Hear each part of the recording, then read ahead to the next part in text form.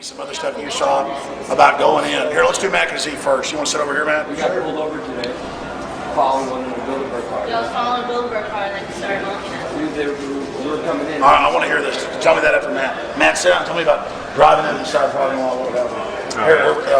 Let me just finish What is your name? Mike. Mike. Okay. Hey, Rob, let me. Where do you want to sit?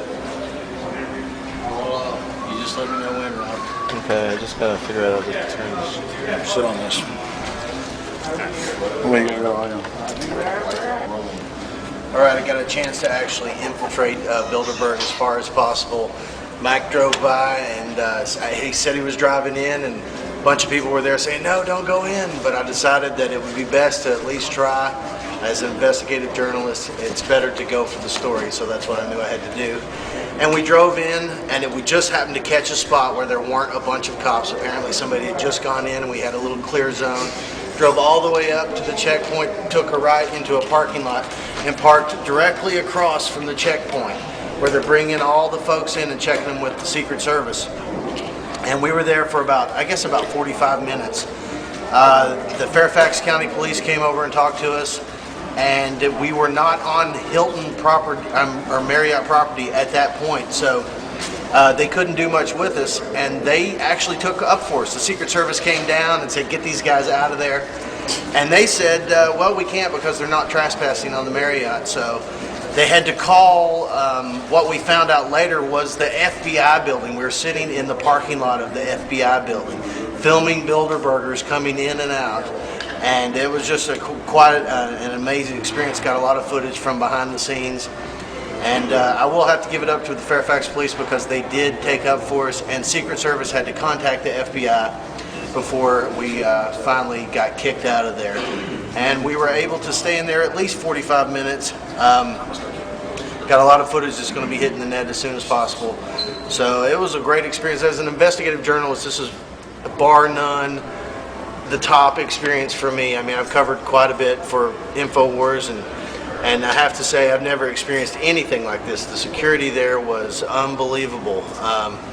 Just quite an amazing experience. A great bunch of people that came together like they should in a situation like this. The one thing that's amazing is the Enoch Times was the only paper that I saw there the whole time. I mean, it's amazing that all of these people can get into a place with this much security, that many protesters, and not one news camera from a local affiliate at all.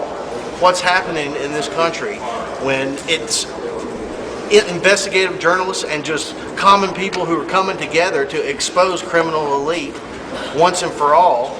And we've got Bernanke, we got, hey Luke, who was that came in, what's her name? Albright. Yes, Madeline Albright. I got Madeline Albright checking in. She checked with security. I've got a great shot of her. Then when we went out, Albright's coming back out. We got a great shot of her coming out. Then she circled around the block twice. I don't know what she was doing, but She's trying to make everybody see that she's leaving. oh, is that what it was?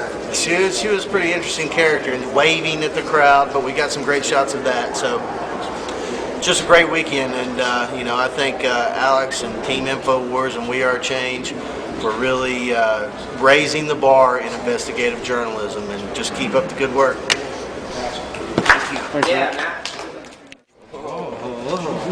We were driving to Bilderberg from our hotel at the Hilton today, and we saw a black limousine in front of us, and we decided to follow it for a couple blocks. So we started following it, having the camera out, trying to zoom in, trying to find out who was in there.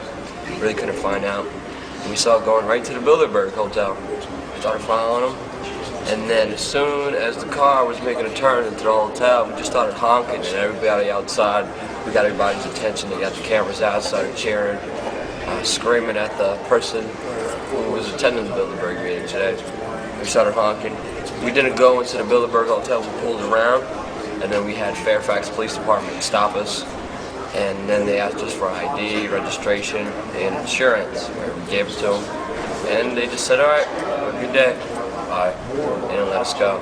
We go around the block, and I see Rob Jacobson running across the street, trying to get this spook in the green car who was taking pictures of us. The car was pulling off as Rob was chasing him. So we were right behind that green car, and we pulled up, and we were right along with him. We were taking video of those guys inside that car. to expose who they are. Even Rob, you couldn't catch him, but we got the car, we got him for you. And it was really interesting seeing how those guys were just hiding, like literally playing it back, like all the way, so we wouldn't be able to film who's in that car. I don't know if I got the shots or not, but from other reports, from when the car kept coming around and around to take pictures. They used to say that there were fishermen in that pond, that they were fishing in there, which is ludicrous. That pond has no fish. And then one of the times we saw the car come around, and those guys were wearing like funny masks, like those sunglasses and the fake nose masks, both of them. They were running by so they wouldn't be seen, which is really interesting. And those were the same guys who were spying on us, taking pictures of us, probably listening to everything we say. And we told them we're not scared. Rob chased them down. We were in the car right by him, filming them, and we let them know that we don't care. You can spy on us all you want, but we're not scared or have anything. We're willing to put ourselves on the line for the greater good, and we will continue to do so. That's pretty much it. Anybody else? Question?